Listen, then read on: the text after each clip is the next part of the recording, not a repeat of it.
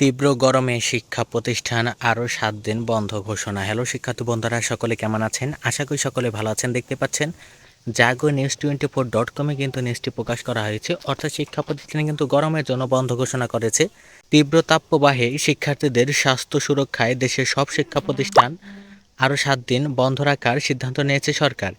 এতে প্রাথমিক, মাধ্যমিক বিদ্যালয় এবং সরকারি বেসরকারি কলেজ, মাদ্রাসা, কারিগরি প্রতিষ্ঠান আগামী ২৭ এপ্রিল পর্যন্ত বন্ধ থাকছে। ২৮ এপ্রিল থেকে পুনরায় ক্লাস শুরু হবে। শনিবার ২০ এপ্রিল প্রাথমিক ও গণশিক্ষা মন্ত্রণালয়, মাধ্যমিক ও উচ্চশিক্ষা অধিদপ্তর, মাওসি স্ব দপ্তরগুলোর পৃথক বিজ্ঞপ্তিতে এসব তথ্য জানানো হয়েছে। পবিত্র রমজান, ঈদুল ফিতর, গ্রীষ্মকালীন অবকাশসহ বেশ কয়েকটি ছুটির সমন্বয়ে ২৬ দিন পর রোববার ২১ এপ্রিল শিক্ষা প্রতিষ্ঠান খোলার কথা ছিল। সারা দেশে চলমান তীব্র তাপপ্রবাহের কারণে শিক্ষা প্রতিষ্ঠান না খুলে বরং আরও ছুটি বাড়ানোর দাবি জানিয়ে আসছিলেন অভিভাবকরা। সার্বিক দিক বিবেচনা করে সরকার ছুটি বাড়ানোর ঘোষণা দিল।